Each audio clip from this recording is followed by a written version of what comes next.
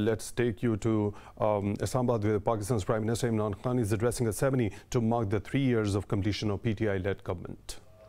हमारे मिनिस्टर्स सूबाई और फेडरल मिनिस्टर्स और अभी जो इलेक्ट हुए हैं आज़ाद कश्मीर के प्रेसिडेंट वो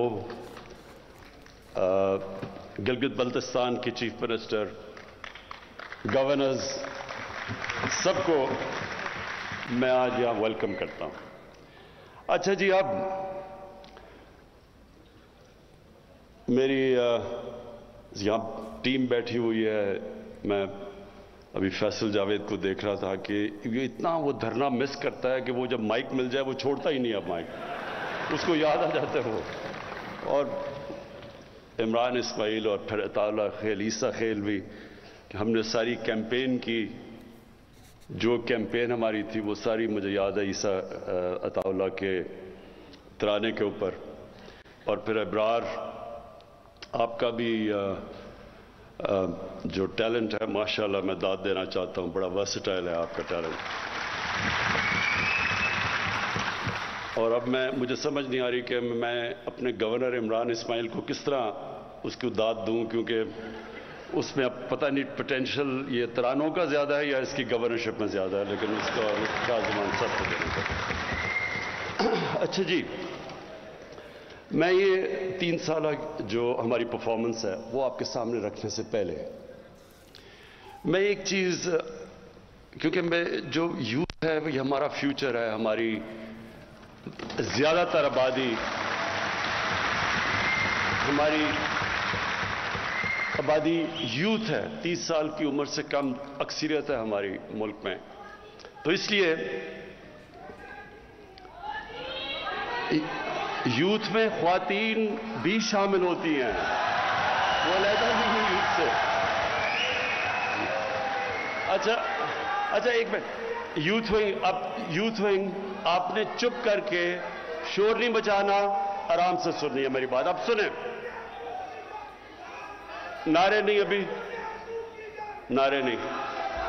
अच्छा जी सुने, मैं सबसे पहले अपनी सिर्फ यहां भी लेकिन सारे पाकिस्तान की यूथ के लिए जो पैगाम मैं आज देना चाहता हूं वो ये कि देखें, जब हम 5 वक्त की नमाज में, वो कई 5 वक्त पढ़ते हैं कई नहीं पढ़ते, लेकिन नमाज में हम एक चीज मांगते हैं और वो है कि अल्लाह हमें उनके रास्ते पे लगा जिनको तूने नेमतें बख्शी, उस रास्ते पे नहीं जो अपनी तबाही के रास्ते पे निकल गए। मैं सिर्फ चाहता हूं कि इसके ऊपर गौर करें, क्योंकि जो जिंदगी का फलसफा है वो इस छोटे से आयत के अंदर है। अगर आप इसको समझ जाएं तो आपको समझ आ जाएगी कि इंसान अरूज पे कैसे जाता है और इंसान अपने आप को तबाह कैसे करता है। ये सिर्फ इसी में है। और इसीलिए अल्लाह ने हर रोज 5 वक्त आपको सिर्फ ये कहा है मांगने के लिए कि अल्लाह मुझे उस रास्ते पर लगा, उस रास्ते पे नहीं जो तबाही का रास्ता है, जो अरूज का रास्ता है। और वो जो अरूज का रास्ता है वो किसका रास्ता है?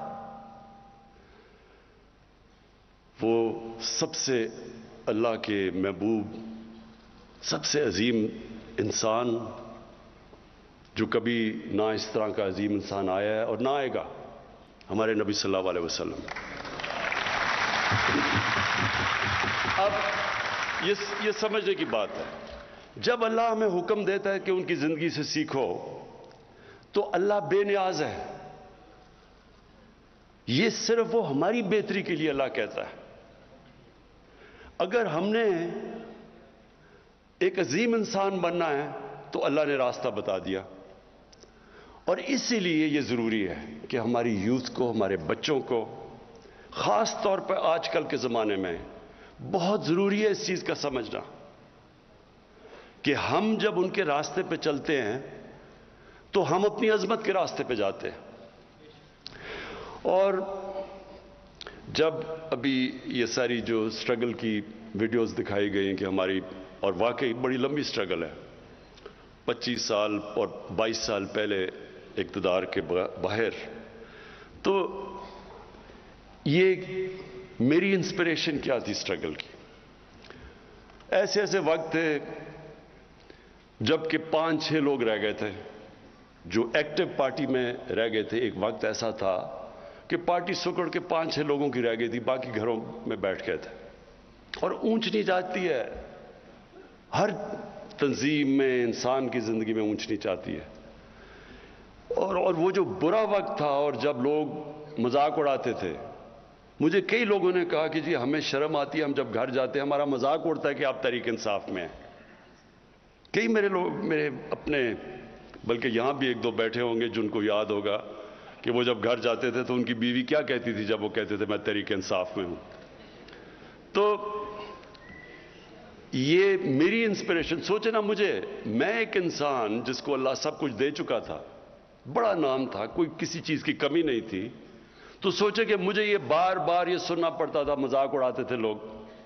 कई लोग वैसे ही क्रिकेट के दिनों में मेरे खिलाफ हुए थे, क्योंकि वो जेलसी होती है ना, जो कामयाब इंसान होता है उसे लोग जेलस होते हैं। तो वो उनको मौका मिल गया कि अच्छा जी अब तो ये नीचे आया तो उसको बुरा भला कहो। देखिए, मैंने सिर्फ एक चीज में देखता था कि हमारे नबी सल्लल्लाहु अलैहि वसल्लम, उन्होंने भी बड़ा मुश्किल वक्त गुजारा। अल्लाह के हबीब थे, इंसान जिसको सबसे ज्यादा अल्लाह पसंद करते थे। तो अगर अल्लाह उनको 13 साल, उनकी जिंदगी अगर आप स्टडी करें तो कितने मुश्किल वक्त से वो गुजरे थे।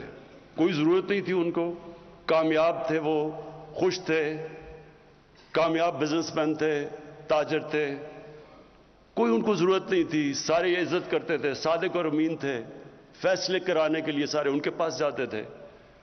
तो एकदम जब वो राय हक पे आए तो लोगों ने मजाक उड़ाया उनका, क्या क्या नहीं किया उनसे,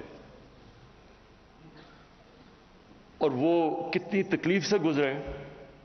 तो मैं हमेशा उनकी जिंदगी से सीखता था, क्योंकि हमें कुरान में हुक्म था।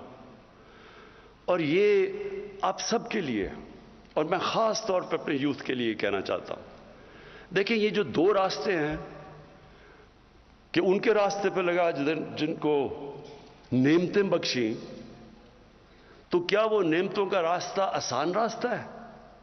अगर आसान होता तो सबसे ज्यादा नेमतें तो उन्होंने नबी सल्लल्लाहु अलैहि वसल्लम को बख्शी थी, तो उनका तो बड़ा मुश्किल रास्ता था। कहने का मकसद ये है कि जो एक कुरान की एक आयत है कि जिसको तुम अपने लिए अच्छा समझते हो वो बुरा है, वो कई दफा तुम्हारे लिए बुरा है, और जिसको तुम बुरा समझते हो वो अच्छा है। मतलब यह कि कभी भी बुरे वक्त से डरना नहीं चाहिए। जब मैं पहली दफा जब प्राइम मिनिस्टर बना तो मैंने पहली बात की कि ये मुश्किल वक्त है, लेकिन घबराना नहीं है, क्योंकि मुश्किल वक्त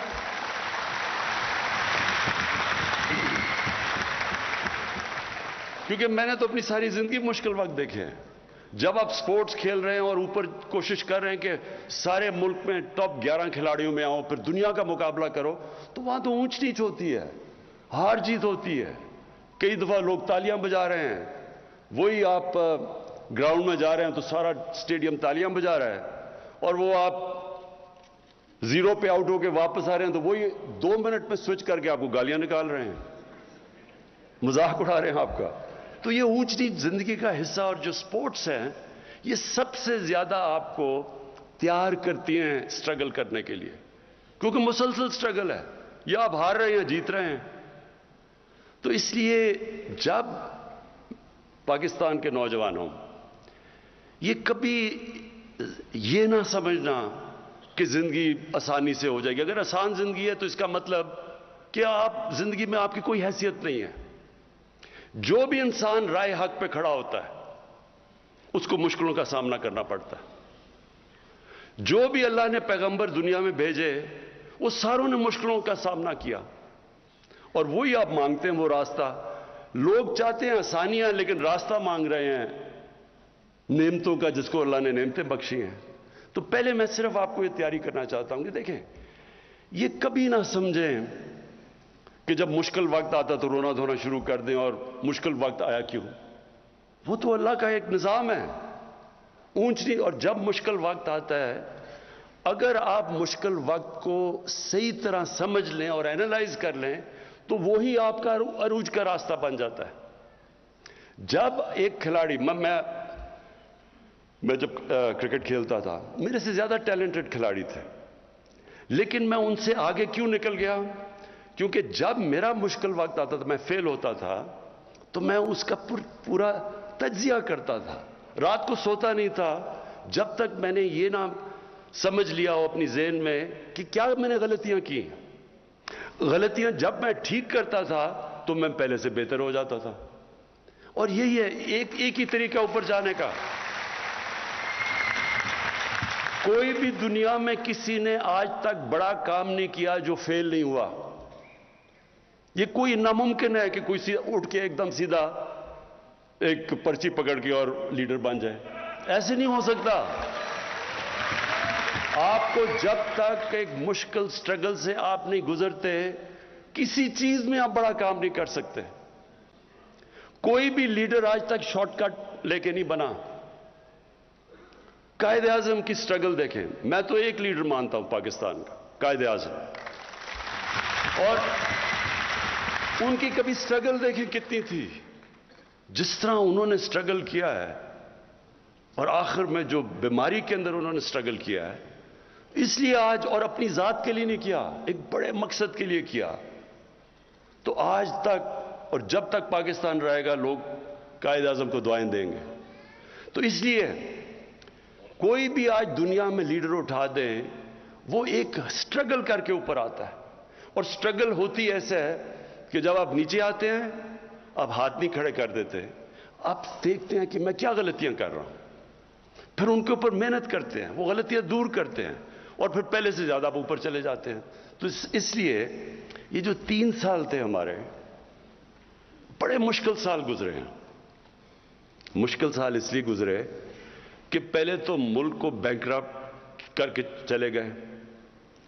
ملک میں جو ہمارے پاس پیسہ تھا, جو ہمارے ریزروز تھے, جو ہماری لائبلٹیز تھی, جو ہم نے باہر لوگوں کو قرضے لیے ہوئے تھے, پیسے دینے تھے, ہمارے پاس پیسے ہی نہیں تھے ان کو قسطیں واپس کرنے کی. ہم نے ڈیفالٹ کرنا نہیں تھا, ہم ڈیفالٹ کر رہے تھے پیمنٹس کے اوپر, کیونکہ ہمارے پاس فورن ایکسچینج ہی نہیں تھا. ہماری جتنا ہم نے باہر پیسے دینے تھے, ہمارے پاس اتنے ریزروز ہی نہیں تھے. تو تب ہم نے حکومت سنبھالی تھی. پاکستان کی تاریخ کا جو سب سے بڑا جس کو خسارہ کہتے ہیں, ڈیفیسٹ کرنٹ اکاؤنٹ کا, کہ ہمارے ملک میں کبھی اتنا بڑا, تقریباً $20 ارب کا ڈیفیسٹ تھا. اتنا بڑا, یعنی کبھی اتنا بڑا ڈیفیسٹ نہیں آیا. اس کی وجہ سے ہمیں اگر یہ نہ مدد کرتے ہماری سعودی عربیہ, UAE اور چائنا, اس وقت ہماری یہ نہ مدد کرتے, تو یہ جو مہنگائی اور جو مشکل وقت گزری ہماری قوم, وہ کچھ بھی نہیں ہے جو ہم نے گرنا تھا, کہ جس طرح روپے نے نیچے جانا تھا. کیونکہ اگر ہمیں پیسے نہ یہ باہر دیتے اس وقت مشکل وقت میں, تو روپے نے گر جانا تھا اور نیچے. جب جتنا بھی روپیہ گرا, اس سے بھی آپ سب کے سامنے ہے جو مہنگائی آئی پاکستان میں, کیونکہ جتنی چیزیں باہر سے آنی تھی, تیل, بجلی, اس کی وجہ سے افیکٹ, ساری چیزیں مہنگی ہو گئی. تو اس وقت ہمیں جو سامنا کرنا پڑا, ایک نئی ٹیم تھی, یا تو ہمیں تجربہ ہوتا, ہماری ٹیم بھی نئی تھی, اور اس کے بعد پھر ایک ایشو نہیں آیا. پہلے تو کرائسس آیا, اس کے مشکلوں سے IMF کے پاس جانا پڑا, پیسے نہیں تھے ہمارے پاس, مجبوری IMF کے پاس جانا پڑا. اور جب IMF کے پاس آپ جاتے ہیں, تو جس طرح کوئی بھی جس سے آپ قرضہ لیتے ہیں, وہ پوچھتا ہے کہ میرا پیسہ واپس کیسے کرو گے, اور وہ پھر شرائط لگا دیتا ہے کہ میرے پیسہ واپس کرنے کے لیے آپ کو بجلی بھی مہنگی کرنی پڑے گی, کیونکہ بجلی میں خسارہ ہے, آپ کو روپے کی قیمت گرانی پڑے گی, آپ کو ٹیکس لگانے پڑیں گے. اور جب وہ IMF کی آپ شرائط پہ چلتے ہیں, تو عوام کو تکلیف ہوتی ہے, عوام مشکل وقت سے گزرتی ہے. تو ہم اس مشکل وقت سے سال کے بعد نکل ہی رہے تھے کہ کورونا آ گیا. کورونا سے پہلے بھی ایک چیز ہوئی, پلوامہ آ گیا. وہ میں صرف پلوامہ میں اللہ نے ہمیں بڑی کامیابی دی, اور میں آج اپنی ख़ास तौर पे अपनी फ़ौज का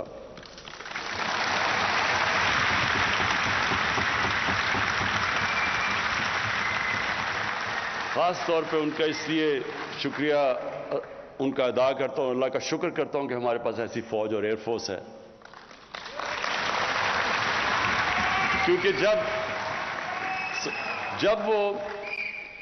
जब वो फैसला करना था, और बड़ा जब उन्होंने हमारी पाकिस्तान में आके रात को वो बमबारी की उनके जहाज़ ने, तो उस वक़्त मुझे एहसास हुआ कि अगर हमारे पास इस तरह की फ़ौज ना हो जो हमें कॉन्फिडेंस हो कि यह हमें सिक्योरिटी देगी, तो कितना एक ताकतवर, एक बड़ा मुल्क, 7 गुना ज़्यादा बड़ा मुल्क, उसके सामने क्या करेगी, हमारी अवाम क्या करेगी। तो उधर एहसास होता है अपनी फ़ौज का। और फिर मुझे ये इन 3 सालों में जो सबसे ज़्यादा तकलीफ़ हुई कि जिस तरह ये जो माफिया है, इन्होंने हमारी फ़ौज के ख़िलाफ़ जो तकरीरें की, जो स्टेटमेंट्स दी। देखिए, मैंने भी फ़ौज की तनकीद की हुई है माजी के अंदर, मैंने भी की है। कोई भी इदारा है, अदलिया है, वो भी गलतियां करती है, फ़ौज भी गलतियां करती है, हम पॉलिटिशियंस गलतियां करते हैं। लेकिन ये तो नहीं मकसद कि आप अपनी फ़ौज को बुरा भला कहना शुरू हो जाए और फ़ौज के पीछे पड़ जाए, और फ़ौज के पीछे इसलिए पड़े हैं कि आप चाह रहे हैं कि किसी तरह फ़ौज गवर्नमेंट को गिरा दे, या अपने आप को डेमोक्रेट्स कहते हैं और उनके पीछे पड़े हुए हैं कि एक डेमोक्रेटिक गवर्नमेंट को गिरा दें।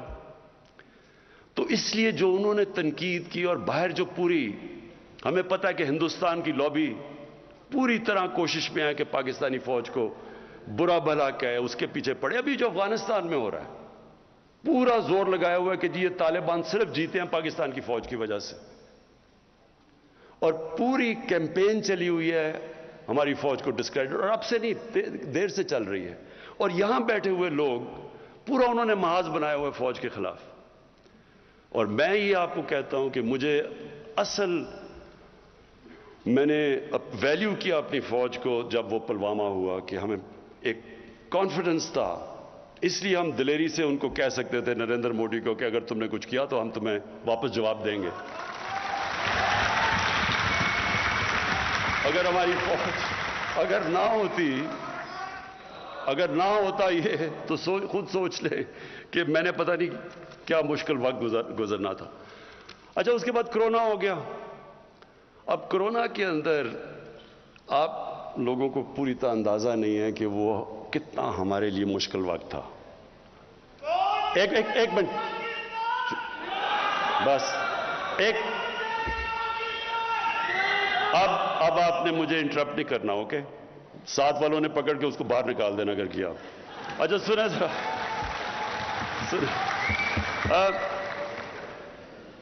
देखें मुश्किल क्या था। हम देख रहे थे बाहर, वहां जनाब स्पेन के अंदर, इटली के अंदर, इंग्लैंड के अंदर वो उनके हॉस्पिटल भरे हुए हैं, लोग सड़कों पे हैं। उनके, यानी जो मुल्क जिनके पास हमारे से 30-30, 40-40 गुना बड़ा जीडीपी था, दौलत थी, वहां हम हालात देख रहे थे, और वो सारों ने लॉकडाउन किया हुआ था। फिर उधर से देखा जी नरेंद्र मोदी ने भी लॉकडाउन कर दिया, तो सारों ने हमें प्रेशर डाला कि आप भी लॉकडाउन करें, और वो बहुत मुश्किल वक्त था। हाँ, लॉकडाउन तो करना चाहिए कि अगर आपकी ये बीमारी फैल रही है, हमें पता है कि लॉकडाउन से वो रुक जाती है, वो कम हो जाती है, फैलती कम है। लेकिन साथ कि हमारे वो लोग जो दिहाड़ीदार थे, जो गरीब लोग थे, जो दिन को पैसा बना के बच्चों को खिलाते थे, तो उनको क्या बनना था। और बड़ी हमारी ऑपोजिशन के मेंबर्स ने तनकीद की, और लोग, मेरी अपनी पार्टी में भी कई लोग घबरा गए कि एकदम ये हो रहा है, और अगर और फैल गया, हमारे हॉस्पिटल से प्रेशर पड़ गया। लेकिन मेरा ये ईमान है, हमने फैसला किया, और बड़ा मुश्किल फैसला किया, कि हम जो भी हो जाए, हम ये पूरी तरह लॉकडाउन नहीं करेंगे, क्योंकि हमारे गरीब भूखे मर जाएंगे। और उसकी वजह से मेरा ये ईमान है कि अल्लाह ने उसकी बरकत आई हमारे ऊपर, उसने बचा लिया हमें, हमने अपने। और फिर ये सुने, वर्ल्ड इकोनॉमिक फोरम ने पाकिस्तान की मिसाल दी कि वो मुल्क है जिसने अपनी बेहतरीन तौर पे अपनी इकोनॉमी बचाई। वर्ल्ड हेल्थ ऑर्गेनाइजेशन ने पाकिस्तान की मिसाल दी कि कोरोना से इन्होंने सबसे बेहतर तरीके से उसको उन्होंने हैंडल किया। और फिर इकोनॉमिस्ट ने कहा कि पाकिस्तान वो दुनिया में 3 मुल्कों में से है जिसने अपनी इकोनॉमी भी और कोरोना को भी हैंडल किया। इधर मैं फिर अपनी टीम को, क्योंकि अगर हम गलत फैसला कर लेते, मैं आज आपको बताऊं, यहां लोगों ने भूखे मरना था, जो आज हिंदुस्तान में हो रहा है। अगर हिंदुस्तान के अंदर जिस तरह की गुर्बत आई है, जिस तरह को उन्होंने लॉकडाउन लगाया, और जिस तरह मुझे पार्लियामेंट में ऑपोजिशन वाले कह रहे थे, मिसालें दे रहे थे हिंदुस्तान की, तो आज हमारे मुल्क के अंदर जिस तरह की गुर्बत थी, आप अंदाजा नहीं लगा सकते। क्योंकि सारी दुनिया के अंदर कोरोना के अंदर गरीब पिस गया। लॉकडाउन सबसे ज्यादा तबाही मचाता है गरीब को। तो उसमें मैं अपनी जो टीम थी मेरी एनसीओसी की, असद उमर और डॉक्टर फैसल, मैं खास तौर पे आपको खराज तहसीन आज पेश करना चाहता हूं कि बड़े हमारे अच्छे फैसले हुए और अल्लाह ने हमें वहां से निकाला। अच्छा, अब मैं जरा आपको सिर्फ 3 साल की हमने अपनी परफॉर्मेंस बतानी थी, तो मैं जरा सिर्फ आपके सामने रखना चाहता हूं कि हम जब आए थे तो तकरीबन 20 अरब डॉलर का खसारा था। आज वो खसारा 3 साल के बाद 20 अरब डॉलर से 1.8 अरब डॉलर पर रह गया। हमारे फॉरेन करेंसी रिजर्व्स जब हम आए थे तो पूरे मिला के 16.4 अरब डॉलर था, और आज माशाल्लाह हमारे 27 अरब डॉलर पर रिजर्व चले गए हैं। हमारे जो टैक्स कलेक्शन थी, यानी कि देखें, जब एक घर में मसलन एक घर जब मकरूज हो जाता है तो वो क्या करता है, उसको अपने खर्चे कम करने पड़ते हैं और अपनी आमदनी बढ़ानी पड़ती है। और कोई तरीका, जब से अल्लाह ने दुनिया इजाद की है, इसके अलावा कोई तरीका नहीं है इसमें से निकलने का। तो जब आप खर्चे कम करते हैं तो लोगों को तकलीफ होती है। एक घर देख लेना, घर में आप खर्चे कम करेंगे तो लोग अपना खाना पीना कम करेंगे, मुर्गी से दाल रोटी पे आ जाएंगे, और बच्चों को अच्छे से स्कूल से निकाल के दूसरे स्कूल में डाल देंगे, क्योंकि आपको मुश्किल वक्त से तो गुजरना पड़ता है। हर घर को जब ये एक घर मकरूज हो जाता है उसको ये करना पड़ता है, तो तब घर वालों को तकलीफ होती है। तो वो बड़ी तकलीफ से हमारे लोग गुजरे, और मैं ये भी अल्लाह का शुक्र करता हूं कि बड़ी माशाल्लाह हमारी एक दिलेर कौम है, हम उससे बड़े सब्र से निकले। तो फिर हमारी जो कलेक्शन थी, टैक्स कलेक्शन, हमारी टैक्स कलेक्शन जब हम आए थे तो 3,800 अरब थी। 3,800 अरब रुपया हमारी टोटल टैक्स कलेक्शन थी। आज वो पहुंच गई है 4,700 अरब पे हमारी टैक्स कलेक्शन। और ये जो सारे मैं आपको फिगर्स दे रहा हूं, ये साग डार के नहीं है, ये असल है। उसके बाद हमारी जो रेमिटेंसेस हैं, जो बाहर से, और हमेशा ये याद रखें, आपका इस मुल्क का सबसे बड़ा असासा बैरून मुल्क पाकिस्तानी है। ये सबसे बड़ा हमारा असासा है। इन्होंने हमें इस वक्त, हमें इस कौम को उनका खास शुक्रिया अदा करना चाहिए, क्योंकि इन्होंने हमें बड़े मुश्किल वक्त से निकाला। हमारी रेमिटेंसेस थी जब हम आए, जो ओवरसीज पाकिस्तानी जो पैसा भेजते थे, वो थी 19.9 अरब डॉलर, और आज हमारी रेमिटेंसेस पहुंच गई हैं 29.4 अरब डॉलर। तकरीबन 10 अरब डॉलर एक्स्ट्रा रेमिटेंसेस आए। अच्छा, फिर जो हमारा, जिस वक्त हम बिल्कुल शुरू में आए तो जब खर्चे कम किए, हमारी इकोनॉमी कमजोर हुई, बेरोजगार हो गए। आज देखें जरा हालात। आज हमारे जो इकोनॉमी, जो इंडस्ट्री जो उठाती है इकोनॉमी, उसमें जो इजाफा हुआ है वो 18% हुआ है। ये 10 साल के बाद हमारी इतनी तेजी से इंडस्ट्री ऊपर जा रही है, जिससे लोगों को रोजगार भी मिल रहा है।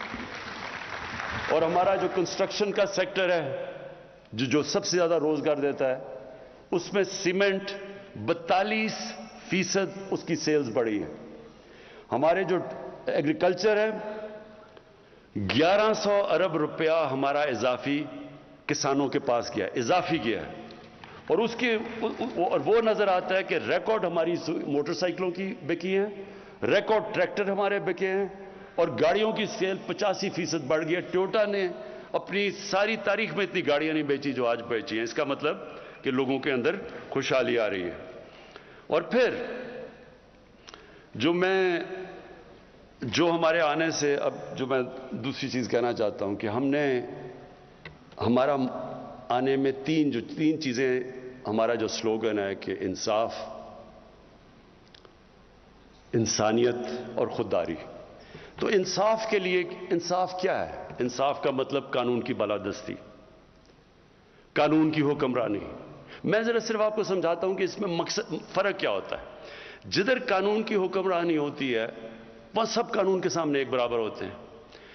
जब ताकत की हुक्मरानी होती है तो ताकतवर के लिए कानून और कमजोर के लिए दूसरा। मैं आपको एक मिसाल देता हूं जो पाकिस्तान में, अगर आपको आसानी से आप समझ जाएंगे कि असल में हमारा मुल्क का सबसे बड़ा मसला क्या रहा है, और वो है कि यहां रूल ऑफ लॉ, कानून की हुक्मरानी नहीं हुई।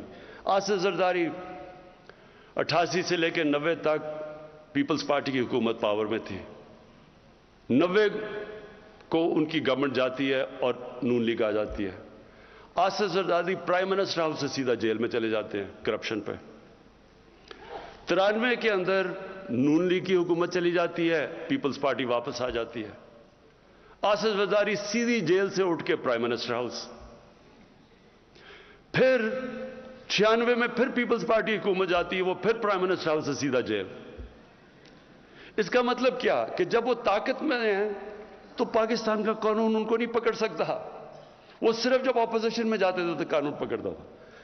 तो देखें, ये सिर्फ मैं आपको इसलिए मिसाल दे रहा हूं, कोई भी मुल्क, ये ज़हन में डाल लें, कोई मुल्क तरक्की नहीं कर सकता जिधर रूल ऑफ लॉ नहीं होता। और इसीलिए मदीना की रियासत में जब उनके पास खुशहाली नहीं थी, तब शुरू में बड़ा मुश्किल वक्त था। शुरू के अंदर तो पहले 4-5 साल तो मुश्किल से उम्मत बची थी। जंगे खंदक में, जंगे ओहद में मुश्किल से बचे थे, खाना नहीं था, बुरे हालात थे। लेकिन कानून की बालादस्ती कायम की, कानून से ऊपर कोई नहीं था।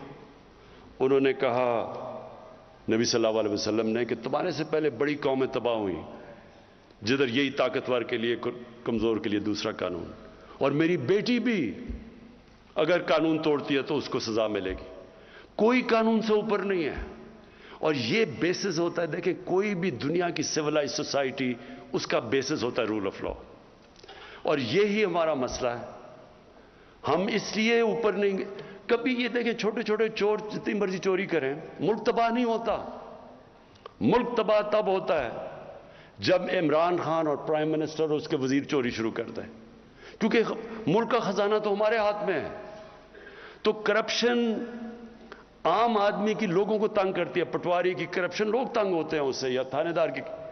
लेकिन मुल्क जो तबाह होता है जब उसके ताकतवर, उसके प्राइम मिनिस्टर, वजीर, जब वो चोरी शुरू करते हैं। इसलिए सारी दुनिया में आज डेवलपिंग वर्ल्ड, जिसको डेवलपिंग वर्ल्ड, गरीब मुल्क जो हैं, उनके अंदर एक ही मसला है, ताकतवर कानून से ऊपर है। एक फैक्ट आई रिपोर्ट मैं बार बार मिसाल देता हूं, क्योंकि यूनाइटेड नेशंस के सेक्रेटरी जनरल ने, उसने एक पैनल अपने नीचे बिठाई और उन्होंने कहा, बताओ कि ये अमीर और गरीब मुल्कों में इतना फासला क्यों बढ़ता जा रहा है।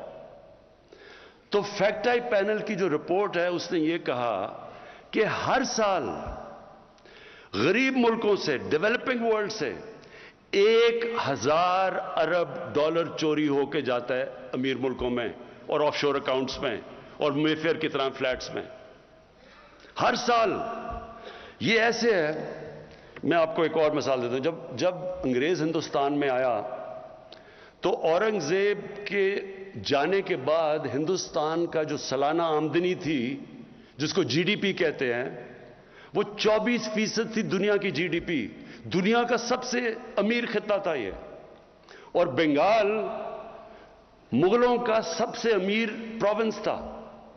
انگریز نے شروع کیا بنگال سے اور اس نے جب 200 سال حکومت کر کے گیا تو بنگال سب سے غریب صوبہ ہو گیا انگریزوں کا. اور ہندوستان کا جو جی ڈی پی تھا وہ رہ گیا 3%. اور برطانیہ کا جی ڈی پی چلا گیا 24%. کیا ہوا؟ یہاں سے ساری دولت چوری ہو کے ان کے پاس چلی گئی. یہ غریب ہو گیا وہ امیر ہو گیا. یہی آج ہو رہا ہے دنیا میں. ڈیولپنگ ورلڈ کیوں فاصلے بڑھتے جا رہے ہیں؟ امیر غریب کے فاصلے بڑھتے جا رہے ہیں امیر اور غریب ملکوں کو. کیونکہ وہاں سے ان کے پاس قانون کی حکمرانی نہیں ہے. وہاں کا پیسہ چوری ہو کے ان کے ملکوں سے باہر جا رہا ہے. وہ فاصلے وہ ملک غریب ہو رہے ہیں. وہ جو پیسہ خرچ ہونا ہے تعلیم پہ صحت پہ انفراسٹرکچر پہ وہ چوری ہو کے باہر چلا جاتا ہے. اور جب وہ ڈالر لے کے باہر بھیجتے ہیں تو آپ کی کرنسی کمزور ہو جاتی ہے. کیونکہ یہاں سے اندازہ ایک رپورٹ تھی 10 سال پہلے کہ 10 ارب ڈالر ہر سال یہاں سے چوری ہو کے منی لانڈرنگ ہو کے باہر جاتا ہے. تو وہ اگر 10 ارب ڈالر نہ آپ روک لیں تو ہمیں آئی ایم ایف سے قرضہ ہی نہ لینا پڑے. تو یہ جو ہمارا مسئلہ نہیں، یہ ساری ڈیولپنگ ورلڈ کا مسئلہ ہے. اس لیے یہ جو رول آف لا ہے، طاقتور کو قانون کے نیچے لانا، یہ ایک جہاد ہے. اللہ قرآن میں کہتا ہے کہ میری زمین میں انصاف قائم کرو. یہ ہمارا فرض ہے. اور اس لیے یہ ہے اصل میں جنگ جو 3 سال میں ہم نے سب سے زیادہ لڑی ہے. جو ابرار نے بتایا کہ جی مایوسی پھیلا دیتے ہیں، یہ کون مایوسی پھیلا رہا ہے؟ یہ وہ مافیاز ہیں. وہ مافیاز ہیں جو چاہتے ہیں کہ گورنمنٹ فیل ہو کیونکہ وہ پرانا زمانہ پھر آ جائے جدھر لوٹ مار شروع ہے. ان کی پوری کوشش ہے کہ آپ کی یہ تحریک انصاف کی حکومت کامیاب نہ ہو اور ہماری جو کولیشن گورنمنٹ ہے، کیونکہ وہ چاہتے نہیں ہیں. کیونکہ ان کے لیے آسان، یہاں سے ملک سے پیسہ نکالا، باہر لے گئے، باہر بڑے بڑے گھر اور پراپرٹیز لے لی. تو میں صرف اب آپ کو، ہم جب آئے ہیں ذرا میں آپ کو بتاؤں کہ فرق کیا پڑا ہے. کیا فرق پڑا ہے کہ ہمارے آنے سے پہلے. اب میں ذرا 2 آپ کو فگرز دیتا ہوں. پنجاب کی پہلے بتاتا ہوں کہ پنجاب کی اینٹی کرپشن، انہوں نے نون لیگ کے 10 سالوں میں جو ٹوٹل پیسہ اینٹی کرپشن نے ریکور کیا تھا وہ 2.5 ارب روپیہ تھا. ہمارے صرف ابھی 3 سالوں میں پنجاب کی اینٹی کرپشن نے 450 ارب روپیہ اب تک ریکور کر چکے ہیں. یہی نیب تھی، یہی قانون تھے نیب کے. نیب نے اپنے 18 سالوں میں ہمارے آنے سے پہلے 18 سالوں میں جو پورا اب تک پیسہ انہوں نے ریکور کیا تھا وہ 290 ارب روپیہ تھا. اور ہمارے 3 سالوں میں انہوں نے 519 ارب روپیہ ریکور کر چکے ہیں. اور اس لیے آپ دیکھتے ہیں بڑا شور مچا ہوا ہے. اچھا جی، دوسری چیز جو ہمارا دوسرا کوشش ہے، ہمارا جو منشور ہے وہ ہے انسانیت. انسانیت کا مطلب یہ کہ بجائے ایک سٹیٹ جو صرف قانون بنتے ہیں جس کو ایلیٹ کیپچر کہتے ہیں، سارے قانون، ساری بزنس، سارے فائدے ایک چھوٹے سے طبقے کو، امیر امیر ہوتا جاتا ہے، غریب غریب ہوتا جاتا ہے. یہ ہماری پہلی گورنمنٹ ہے جس نے فیصلہ کیا کہ ہم نیچے سے لوگوں کو اوپر اٹھائیں گے. اور یہ ہم کدھر؟ یہ مدینہ کی ریاست کا اصول تھا. پہلی دفعہ فلائی ریاست دنیا کی تاریخ میں مدینہ میں بنائی گئی تھی. تو ہم اسی پہ چل رہے ہیں اور ہم نے وہ پروگرامز کیے ہیں جو پاکستان کی تاریخ میں کسی نے نہیں کیے. 2 پروگرامز خاص طور پہ. ایک ہے ہمارا احساس کا پروگرام. ہمارا جو احساس کا پروگرام ہے، اس سے پہلے 110 ارب روپیہ صرف دیا جاتا تھا نچلے لوگوں کی مدد کرنے کے لیے، غریب لوگوں کی. اس سے ہم نے 260 ارب پہ لے گئے ہیں. 110 से 260 अरब पे हमारा चला गया। हमने जो एहसास में जब कोरोना हुआ तो जो पैसा खर्च किया हमने एहसास पे,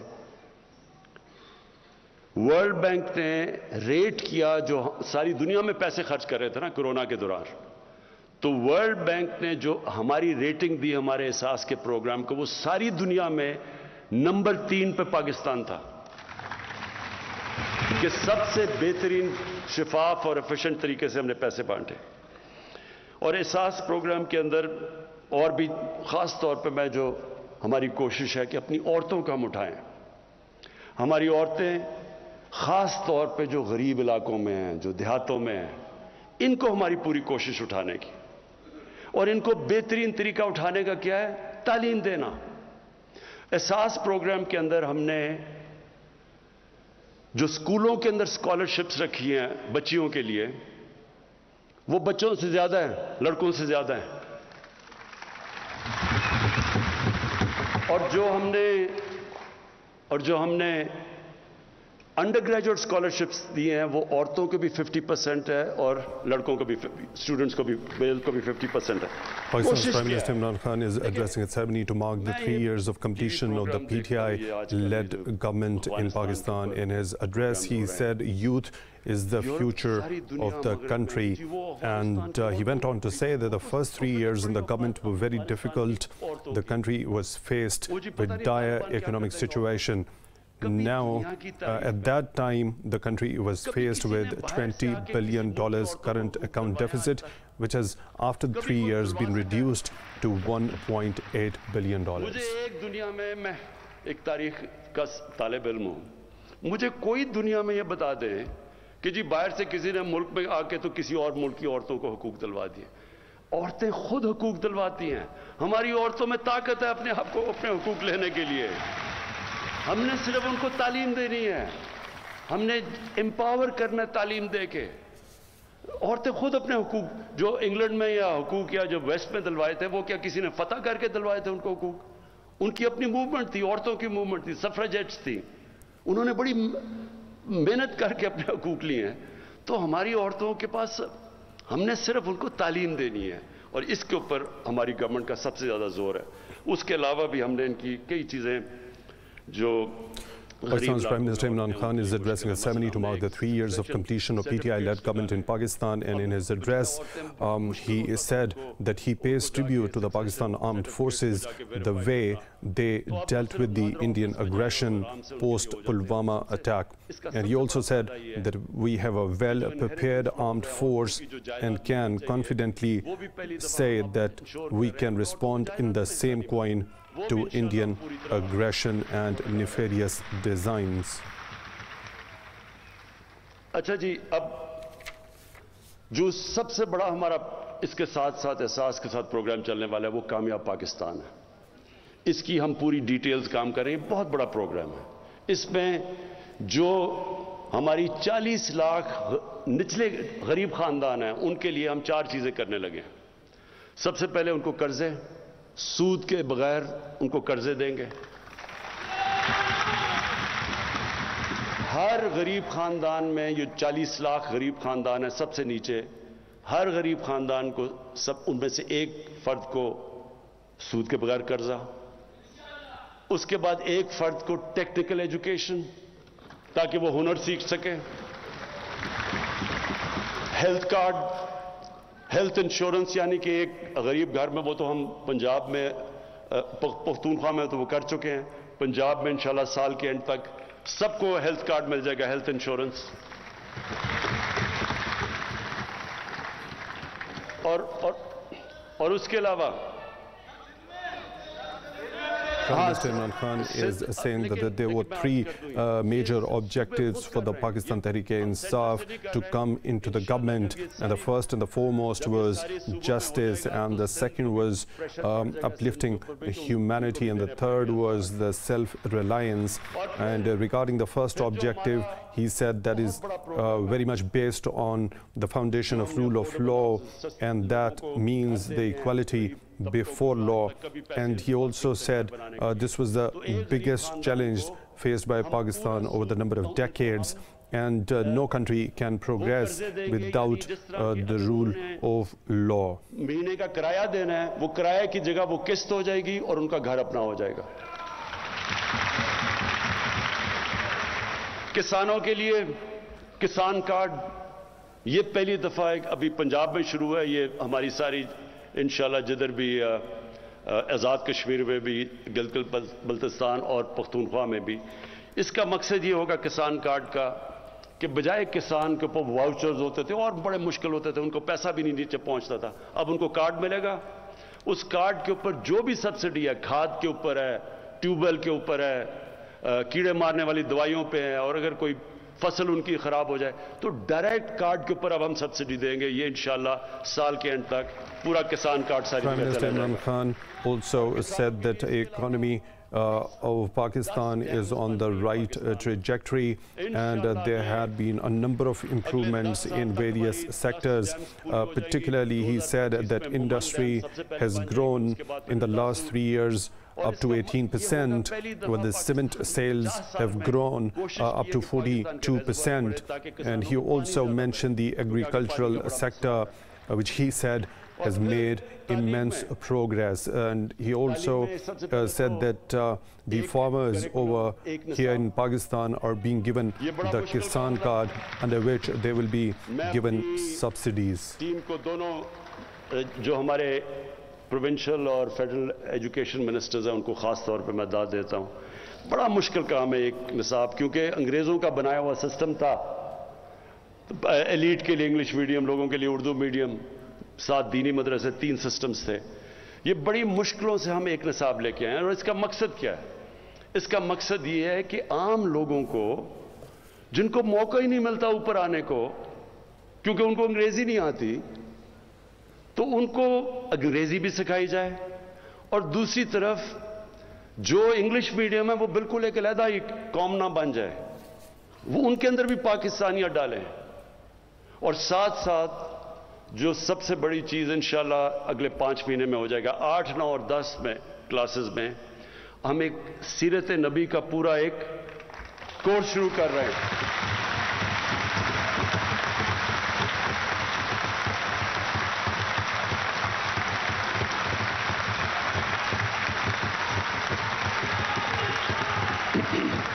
ये इसलिए ज़रूरी, ये मैं इसलिए समझता हूँ कि आज जितना ये ज़रूरी है, कभी मुसलमानों की तारीख में कभी ये ज़रूरी नहीं था। ज़रूरी तो खैर हमेशा था, जिस तरह मैंने शुरू में कहा कि कोई इस कुरान में जब उन्होंने उनको रोल मॉडल बना दिया हमारी बेहतरी के लिए, जो उनको फॉलो करेगा वो ऊपर चला जाएगा। जो मदीना की रियासत के उसूलों पे कौम खड़ी होगी वो ऊपर चली जाएगी।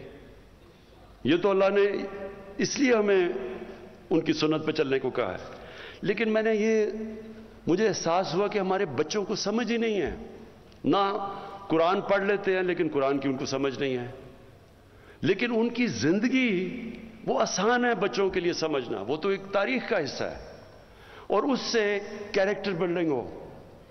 मैं फिर से कहता हूं, जब मैंने जो चीज़ें आजकल देख रहा हूं, ये मोबाइल फ़ोन के बड़े फ़ायदे हैं, टेक्नोलॉजी है, बच्चे कई चीज़ें अब सीख जाते हैं, नॉलेज वो मिल जाती है जो कभी पहले नहीं थी। लेकिन इसके एक नेगेटिव साइड है, बच्चों को वो मटेरियल अब मोबाइल फ़ोन पे मिल रहा है कि उनके लिए हैंडल करना आसान नहीं है, और इसके बड़े असरात आ रहे हैं हमारी सोसाइटी के ऊपर। मैं जब से आया हूं, मैंने जब आईजी से मिलता हूं और उनसे मैं पूछता हूं कि क्राइम की मुझे बताएं कि कौन कौन सी क्राइम बढ़ रही है। सबसे तेजी से क्राइम बढ़ रही है पाकिस्तान में सेक्स की क्राइम, बच्चों से ज्यादतियां, रेप, ये बड़ी तेजी से बढ़ रही है। और फिर जो मैंने ये जो मीनार पाकिस्तान में देखा, ये हम सब के लिए, ये हम सारी कौम के लिए इससे ज्यादा शर्मनाक चीज नहीं हो सकती। तो इसलिए और भी जरूरी है आज कि हम अपने बच्चों की तरबियत करें, उनकी कैरेक्टर बिल्डिंग करें, उनको टेक्नोलॉजी भी सिखाएं, लेकिन उनके कैरेक्टर उनको बताएं तो सही कि इंसान होता क्या है।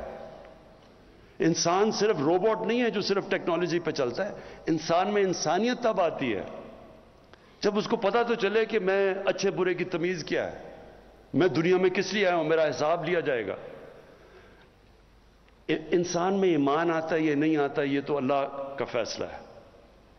लेकिन हमारा काम है उनको तरबियत देना, अपने बच्चों को उनको एक किस्म के उनको हथियार देना तरबियत से, ताकि वो मुकाबला कर सकें कि ये बिल्कुल एक नई किस्म की उनके लिए इंफॉर्मेशन आ रही है। ये बहुत ज़रूरी है, क्योंकि अगर इस वक्त मैं जो अभी इब्रार ने बिल्कुल ठीक बात की कि जिस तरह की इस वक्त इंफॉर्मेशन आ रही है, ये बिल्कुल हमारे दीन से भी बच्चों को दूर लेके जा रही है, हमारे कल्चर से, हमारी पाकिस्तानियत से। तो इसलिए इंशाअल्लाह ये जो हमारी कोशिश है अब कि सारे बच्चों को हम 8, 9 और 10 के अंदर जो भी बच्चा है जिस मर्जी स्कूल में, इंग्लिश मीडियम, उर्दू मीडियम, सबको सीरत नबी के ऊपर पूरा सही सिखाया जाएगा। Prime Minister Imran Khan is addressing a ceremony to mark the 3 years of completion of the PTI-led government, and he said that the disparity of wealth between the developed and the developing nations increases because of the money that is siphoned off from developing countries to the wealthy countries. And he also quoted an example from history when he said before the British came to the subcontinent, the GDP was 24% of this region, and when the British left, it came down to 3%, and the wealth and the money and the resources of the subcontinent region were siphoned off. 1300 अरब रुपया हमने allocate किया है इनको उठाने के लिए।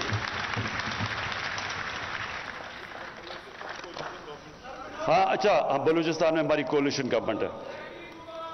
अच्छा, अब मैं आखिरी चीज़ पे आ रहा हूँ, और ये बड़ा ज़रूरी है आप सबके लिए कि देखिए, मैं पाकिस्तान की पहली, सुने, चुप करके सुने प्लीज, पाकिस्तान की पहली जनरेशन हूँ।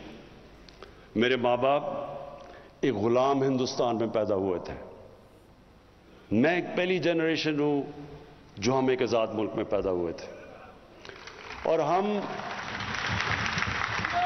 जब हम बड़े हो रहे थे तो मुझे अपने माँ बाप की हमेशा ये बात याद रही कि तुम कितने खुशकिस्मत हो कि तुम एक आज़ाद मुल्क में पैदा हुए। हमेशा माँ बाप ने मुझे ये बताया, और मुझे बदकिस्मती से हमारा जो रास्ता मुल्क का, एक हमारा बहुत अजीम कायद आज़म हमारे लीडर थे, मैं हमेशा कहता हूं कि गुलाम हिंदुस्तान में एक आज़ाद ज़हन था कायद आज़म, लेकिन जो हमारा जो मुल्क का जो रास्ता था एक खुददार कौम बनने का, बदकिस्मती से ऐसी मुल्क में लीडरशिप आई जिन्होंने दूसरों के सामने हाथ भी फैला दिए, कभी यही नहीं सोचा कि हमारी अपनी ताकत क्या है, कभी कोशिश नहीं की अपने पैर पे खड़े होने की। जब भी एक आदमी, एक इंसान अल्लाह ने हमें बनाया ऐसा है कि जब हम अपने कोई वसाकियां पकड़ लेते हैं या किसी के ऊपर डिपेंड करते हैं तो हम अपनी ताकत नहीं पहचानते। मौलाना रूमी ने एक दफा कहा कि जब तुम्हें अल्लाह ने पर दिए हैं, चूंटियों की तरह जमीन पे क्यों रेंग रहे हो? जब हम अपनी ताकत ही नहीं पहचानते और हम लोगों के सामने हाथ फैला देते हैं, हम अपनी इज्जत और वकार खो बैठते हैं। कभी कोई इंसान किसी दूसरे इंसान की इज्जत नहीं करता जो दूसरे इंसान के सामने हाथ फैलाता है। और मैं ये 3 सालों के अंदर जो सबसे मुश्किल मुझे चीज़ लगी वो ये कि हमारे मुल्क के माशी हालात इतने बुरे थे तो कि मुझे दूसरे मुल्कों के सामने उनके पास जाके मांगना पड़ा, कर्जे मांगने पड़े। और मैं आपको यकीन दिलाता हूं ये सबसे मुश्किल चीज़ है, क्योंकि जो मर्जी आप कर ले, जी मेरा दोस्त है, आप दोस्त तो छोड़ें, आप अपने माँ बाप से भी तीसरी दफा पैसे मांगने जाएं तो देखिए माँ बाप भी थोड़े बदल जाते हैं आपकी तरफ, आपके भाई बहन बदल जाते हैं। ये अल्लाह के सामने हाथ फैलाओ, अल्लाह खुश होता है आपसे। इंसानों के सामने हाथ फैलाओ, वो आप नीचे गिर जाते हैं उसके सामने। इसलिए हमने ये बड़ा गलत रास्ता ये जो चुना, इसकी वजह से हमने कभी कोशिश ही नहीं की अपना पोटेंशियल कि कितना अजीम, कितना बड़ा तोहफा दिया अल्लाह ने। हर किस्म की चीज़ है पाकिस्तान में। मैं आपको ये बता दूं, जिस शोबे में हम एग्रीकल्चर पे, अपनी ज़राअत पे जोर डालेंगे, उस पे पाकिस्तान उठ सकता है। उसके ऊपर भी कभी तवज्जो नहीं दी। इस मुल्क में जितने मिनरल्स दिए हैं, जो मदनियात हैं, उसके ऊपर भी कभी तवज्जो नहीं दी, क्योंकि सिर्फ बाहर हाथ फैलाए हुए कि एड आती रहे या हम इंपोर्ट करते रहे। सोचा ही नहीं कि इस मुल्क में क्या क्या है। अल्लाह, जो टूरिज्म है, मैं आपको सिर्फ बताऊं क्योंकि मैं दुनिया में फिरा हुआ, टूरिज्म में सिर्फ पाकिस्तान इतना पैसा बना सकता है कि अपने कर्जे उतार सकता है, सिर्फ टूरिज्म पे। कभी किसी ने तवज्जो ही नहीं दी, क्योंकि छुट्टियां उनकी लंदन में थी। किसी को क्या पता कि यहां पाकिस्तान में क्या पोटेंशियल है। इंडस्ट्री के अंदर पाकिस्तान की इंडस्ट्री उठ रही थी, नेशनलाइज करके हमने अपनी इंडस्ट्री सारी तबाह कर दी 70s में। हमारे बैंकर्स दुनिया के अंदर, BCCI दुनिया के अंदर 14-15 नंबर पर बैंक पहुंच गया था, यहीं से लोग उठे हुए थे। लेकिन आहिस्ता आहिस्ता आहिस्ता आहिस्ता यहां पहुंच गए कि आप सोचें कि 22 करोड़ का मुल्क है और हमारी एक्सपोर्ट्स देख लें। पिछले 5 साल में, जो उनके पिछले वाले नून लीग के 5 साल थे, एक्सपोर्ट्स बढ़ी नहीं। जो 5 साल पहले थी उनके, वो एंड तक उतनी एक्सपोर्ट्स थी। जब मुल्क एक्सपोर्ट ही नहीं करेगा, उसके पास आमदनी किधर से आएगी? कैसे मुल्क आगे बढ़ सकता है? और इस मुल्क में कोशिश ही नहीं की गई इंडस्ट्रियलाइज करने की, डी इंडस्ट्रियल। अभी जो आपने पीछे देखा होगा कि फैसलाबाद में लोगों ने अपनी टेक्सटाइल मिल्स को चेंज करके हाउसिंग सोसाइटी बनानी शुरू कर दी। हमारी टेक्सटाइल इंडस्ट्री जो मेन थी, वो नीचे चली गई। तो इस वक्त जो हमारा मुल्क जिस रास्ते पे है, इंशाल्लाह पहली दफा एक्सपोर्ट्स हमारी बढ़ रही हैं। हमारा रेमिटेंसेस, जो हमारा ओवरसीज पाकिस्तानी, ये याद रखें, सबसे बड़ा असासा बैठा हुआ है। अभी तो हमने उनको पूरी तरह मुल्क में माहौल ही नहीं पैदा किया कि वो यहां के इन्वेस्टमेंट करें, लेकिन वो माहौल पैदा हो रहा है। ईज ऑफ डूइंग बिजनेस में 28 प्लेस पाकिस्तान ऊपर चला गया है, यानी आसानियां पैदा कर रहे हैं हम बाहर इन्वेस्टर्स के लिए। तो इंशाल्लाह, और बिजनेस कॉन्फिडेंस, अभी सिर्फ जो ओवरसीज पाकिस्तानी चैम्बर ने जो सर्वे किया है, पाकिस्तान में तकरीबन 100%, 108% एक साल के अंदर बिजनेस कॉन्फिडेंस ऊपर गया है, कि यानी कि पाकिस्तान के हालात बिजनेस के लिए बेहतर हो गए। तो मैं आप बात करना चाहता, देखें, इस मुल्क को हमने अपने पैर पे खड़ा करना है। हमने जो फैसला किया, जब हमने कहा कि हम कोई अपने मुल्क को इस्तेमाल आगे से नहीं होने देंगे। पहले हमने अमेरिका के साथ शामिल हुए, हम उनके फ्रंट लाइन स्टेट बने, अफगानिस्तान में जहाद लड़ी, पैसे उन्होंने दिए, जहादी हमने ट्रेन किए। जैसी रूसी वहां से सोवियत यूनियन छोड़ के गई अफगानिस्तान, वो भी चले गए अमेरिकी, और हमारे ऊपर सैंक्शंस लगा दी। उसके बाद 9/11 आया, उनको फिर हमारी जरूरत पड़ गई। अफगानिस्तान में उन्होंने जंग लड़नी थी, उन्होंने फिर पाकिस्तान को कहा कि जी हमारी तुम्हें जरूरत है। मेरी तरह के लोगों ने कहा कि हमें इस जंग में शिरकत नहीं करनी चाहिए, ये हमारी जंग नहीं है। हमें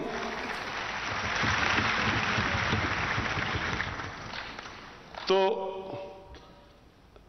जॉर्ज बुश ने, ये नवंबर 2001 में, उसने कहा, जब उसे जरूरत थी हमारी, कि इस बारी हम पाकिस्तान को नहीं भूलेंगे, हम अबैंडन नहीं करेंगे इस बारी पाकिस्तान को। लो जी, अमेरिका की जंग में शामिल हो गए, कहा जी हमारी जंग है, पैसे उनसे ले रहे हैं, जंग हमारी है, हम उनकी मदद कर रहे हैं और वही बमबारी कर रहे हैं हमारे पे। 480 ड्रोन अटैक्स किए हैं पाकिस्तान के ऊपर। कभी दुनिया की तारीख में यह नहीं हुआ कि एक मुल्क को अपने ही एलाए बमबारी कर रहा है, यह कभी दुनिया में नहीं हुआ। वो लोग जो बेचारे मरते थे ड्रोन अटैक्स में, वो सारे बदला लेते थे पाकिस्तान से, हमारी फौज से। हमारे इधर फौजी भी शहीद हो रहे हैं, हमारे बम धमाके हो रहे हैं। 70 से 80 हज़ार लोगों की हम कुर्बानी देगी किसी और की जंग लड़के, और उसके बाद वही हमें कहना शुरू हो गया कि नहीं जी आपकी वजह से हम अफगानिस्तान में कामयाब नहीं हुए। तो इससे हमें क्या सबक मिलता है? कभी हमने अपने आप को किसी से इस्तेमाल होने नहीं देना,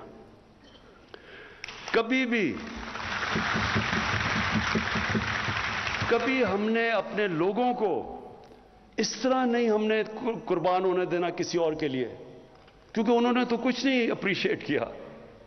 लोग हमारे मरे, तबाही हमारी हुई, डॉलर हमारा, इकोनॉमी हमारी तबाह हुई, कबायली इलाके के जो लोगों, आधे लोगों ने नकल मकानी की, कबायली इलाके उजड़ गए, क्या मिला उससे?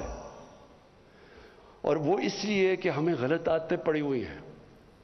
हमें जी एड मिल जाएगी, चलो जी मदद कर दो किसी की। तो इसलिए ये जो खुददारी है, देखिए एक इंसान, एक कौम खड़ी तब होती है, रिस्पेक्ट ही दुनिया में तब होती है जब वो खुददार हो। तो हमारी फॉरेन पॉलिसी अब ऐसी है कि हमने कोई किसी के साथ, हमने अमन में शिरकत करेंगे, किसी की जंग में हमने शिरकत नहीं करनी।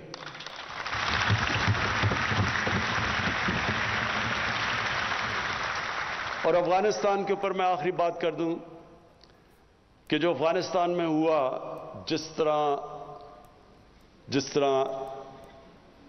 300 तकरीबन 3 लाख अफगान फौज लड़ी नहीं। कई लोग कहते हैं जी देखें बड़े बुज़दिल हैं, वो लड़े नहीं। ये ज़हन में डालने के अफगान कौम दिलेर कौम है, ना डर कौम है, लड़ने वाली कौम है। अगर वो ना होती तो 10 लाख अफगानियों ने शहादत दी थी रूसियों के खिलाफ। कोई कौम इस तरह नहीं लड़ी जिस तरह उन्होंने अपनी आज़ादी के लिए लड़ा है। तो सोचने वाली बात यह है कि क्यों ये कौम नहीं लड़ी, क्यों इनकी फौज नहीं लड़ी? थोड़े तालिबान तो 70,000 थे, 3 लाख ये की फौज थी, एयरफोर्स उनके साथ, जदीद हथियार उनके पास, टैंक्स उनके पास, क्यों नहीं लड़ी? और इसी के अंदर पता है कि क्यों तालिबान जीते। वो क्यों नहीं लड़े? वो इसलिए नहीं लड़े कि करप्ट गवर्नमेंट के लिए, जो एक करप्ट गवर्नमेंट है उसके लिए कोई नहीं लड़ता।